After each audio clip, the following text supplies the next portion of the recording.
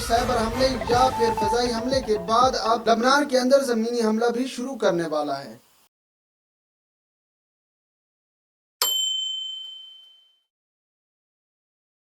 बिस्मिल्लाहिर्रहमानिर्रहीम। इसराइल ने एक नया महाज जंग खोल लिया और इस बार इसराइल की बर्बरियत का निशाना बनने जा रहा है लबनान। वैसे भी मिडल ईस्ट की माएँ इस कदर बदकिस्मत वाक़ हुई हैं कि उनके बच्चे पैदा होते ही जंगों का ईंधन बन जाते हैं। खैर, इस बार लबनान में जो जंग लड़ी जा रही है वो रवायती तरीक़ाकार से बिल्कुल हटकर है, क्योंकि इस जंग में साइबर टेक्नोलॉजी और मसनूई ज़हानत का इस्तेमाल किया जा रहा है। 17 और 18 सितंबर को लबनान के अंदर हिजबुल्लाह के ज़ेर इस्तेमाल वॉकी टॉकी और पेजर्स फटना शुरू हो गए, और जिस वक्त ये खबर आलमी मीडिया पर नशर हुई तो पूरी दुनिया वैता हैरत में चली गई कि ये कैसे मुमकिन हुआ। इसके साथ साथ पूरी दुनिया ने अपने पास मौजूद इलेक्ट्रॉनिक्स एशिया खासकर मोबाइल को भी मशकूक नज़रों से देखना शुरू कर दिया कि ना जाने ये कब और किस वक्त किसी साइबर हमले का शिकार हो जाए। खैर, मामला यहाँ तक नहीं रुका। अगले दिन लबनान के अंदर मजीद इलेक्ट्रॉनिक्स एशिया के फटने की इतलात भी मौसूल हुई है। ये हमला इस कदर शदीद था कि जहां इसने पूरी दुनिया को हिला कर रख दिया, वहीं लबनान में हिजबुल्लाह को बहुत ज्यादा नुकसान पहुंचाया, और इस हमले की जिम्मेदारी अभी तक किसी ने कबूल नहीं की। हालांकि हिजबुल्लाह की तरफ से इस हमले का इल्ज़ाम इसराइल पर आयद किया गया है, मगर इसराइल की तरफ से ना ही कोई मुस्बित और ना ही कोई नेगेटिव रद्द-ए-अमल सामने आया है। हाँ, इससे पहले इसराइल और नेतन्याहू की तरफ से बहुत ज्यादा धमकियां दी जा रही थी।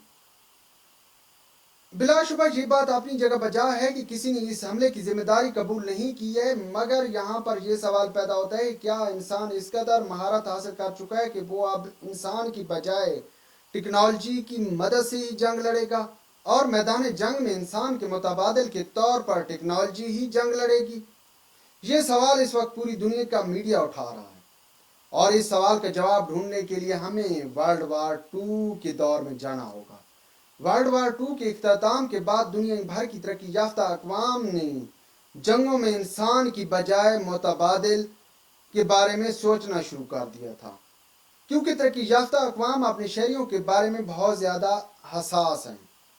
और इसकी मिसाल हमने हाल ही में उस वक्त देखी है जब इसराइल के 6 शहरी जो कि हमास की जानिब से होस्टेज बनाए गए थे, उनको जिस वक्त कत्ल कर दिया गया तो पूरा इसराइल बाहर निकल आया और नेतन्याहू आलमी बिरादरी की मिन्नत तरले करने पर मजबूर हो गया कि उसका हमास के साथ सीज फायर कराया जाए। नेतन्याहू का अभी तक हमास के साथ सीज फायर तो नहीं हुआ। हाँ, नेतन्याहू ने अब लबनान का महाज खोल लिया है, और लबनान के महाज की इब्तदा साइबर टेक्नोलॉजी की मदद से की गई है।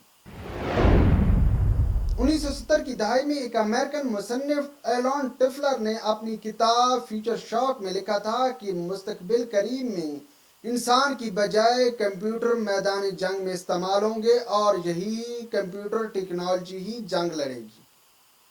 एलन टफलर की किताब फ्यूचर शॉक इस बात की तरफ वाज़ेह इशारा है कि 70 की दहाई में तरक्की याफ्ता अक़वाम जंग में मुतबादिल के तौर पर टेक्नोलॉजी को ले आई थी। तभी तो एलन टफलर ये कह रहा था कि जंग में अब कंप्यूटर का इस्तेमाल होगा या टेक्नोलॉजी का इस्तेमाल होगा, और इंसान का इस्तेमाल कम से कम किया जाएगा। और इसका अमली मुज़ाहरा हमने 17 और 18 सितंबर को लबनान के अंदर देखा है। अब सवाल ये पैदा होता है कि लबनान के अंदर वॉकी टॉकी और पेजर्स कैसे पहुंचे हैं और इनको किसने बनाया है, जबकि इस हमले की जिम्मेदारी अभी तक किसी ने कबूल नहीं की है। हिजबुल्लाह के ज़ेर इस्तेमाल जो पेजर फटे हैं, उनमें से एक फटने वाले पेजर का मोनोग्राम सामने आया है, जो कि गोल्ड अपोलो नामी कंपनी ने बनाया था, और ये कंपनी ताइवान की है। इस हवाले से कंपनी के बानी हुचेंग से जिस वक्त बात की गई तो हुचेंग ने इस तमाम तर मामले को यकसर मुस्तरद कर दिया। हाँ, गोल्ड अपोलो नामी कंपनी के बानी ने यह जरूर वाज़ेह किया है कि एक और कंपनी जो कि कंसल्टेंट के तौर पर काम करती थी, जिसका नाम BAC कंसल्टेंट है, उसने गोल्ड अपोलो का नाम इस्तेमाल करने की इजाज़त ली थी। बैकिया BAC कंसल्टेंट नामी कंपनी को क्रिस्टीना नामी एक खातून लुक आफ्टर कर रही हैं। क्रिस्टीना के बारे में जो अब तक की मालूमात दस्तयाब हुई हैं, उनके मुताबिक वो एक इटालियन शहरी हैं और इस वक्त वो हंगरी में मुकीम है। बैक कंसल्टेंट नामी कंपनी की ओनर क्रिस्टीना ने साइंस में PhD कर रखी है اور اس کے علاوہ ان کی قریبی دوست احباب یا کمپنی میں کام کرنے والے لوگوں کی رائے ہے کہ وہ ایک پراسرار شخصیت کی مالک ہیں۔ بہرحال جس طرح حزب اللہ کے واکی ٹاکی یا پیجرز پھٹے، ان کے بارے میں ابھی تک کی کوئی معلومات تو سامنے نہیں آئی، مگر ماہرین کا یہ دعویٰ ہے کہ ان کے اندر چھیڑ چھاڑ کی گئی تھی، نہ کہ ان پر سائبر اٹیک کیا گیا تھا۔